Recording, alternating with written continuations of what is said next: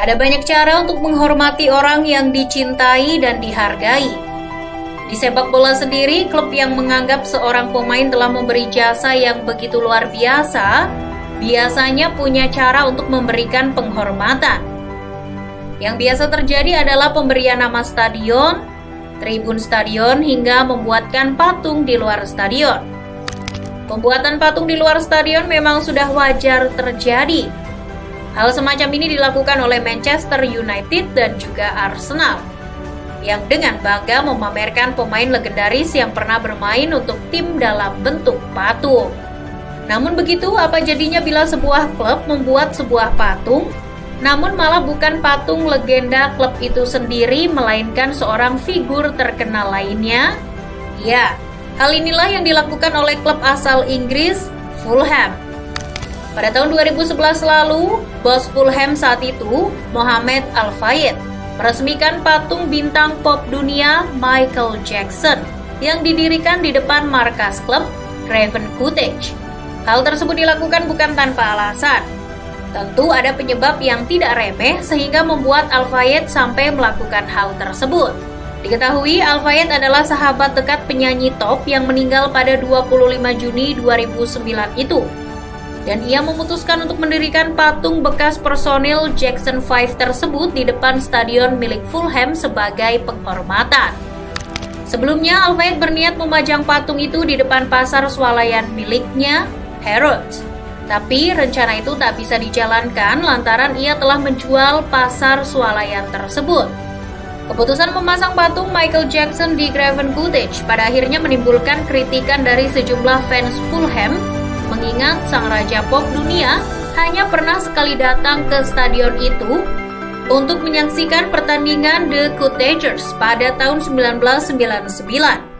Tapi, kini penyanyi itu mendapat tempat yang sejajar dengan legenda Fulham, yakni Johnny Haynes. Apa yang janggal? Para fans sepak bola menyukainya. Jika sejumlah fans yang bodoh tak mengerti dan menghargai pemberian seperti ini, mereka boleh pergi ke neraka. Aku tak ingin mereka jadi fans Fulham jika mereka tak bisa mengerti dan tak percaya pada apa yang aku yakini.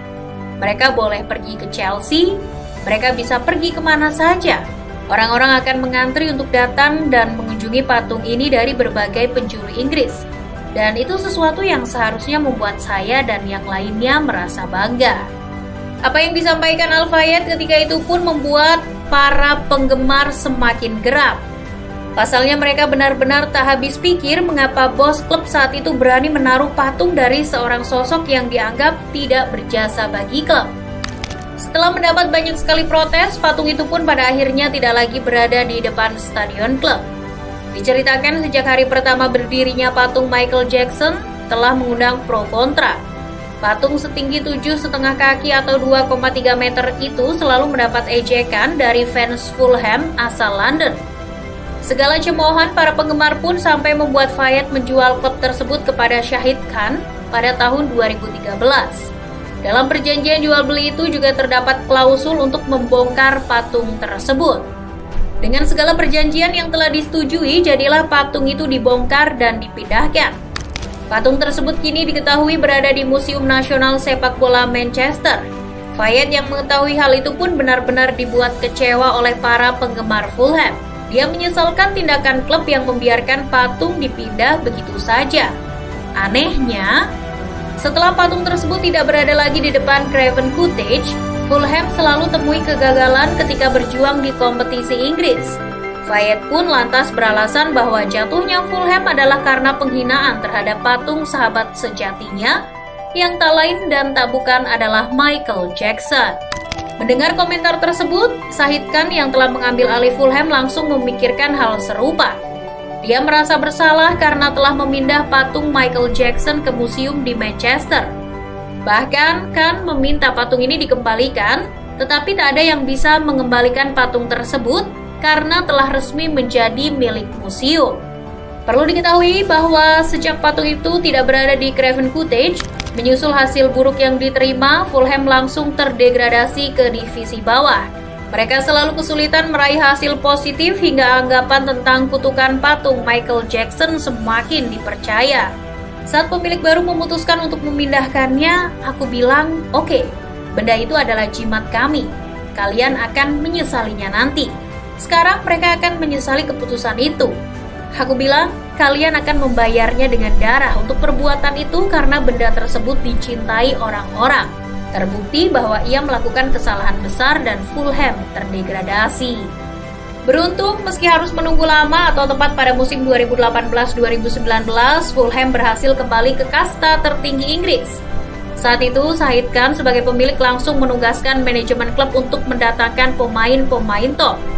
Beberapa di antaranya adalah Andrei Shkrul, Alexander Mitrovic, Lazar Markovic, Ryan Babel, Sergio Rico, hingga Jean-Michel Seri.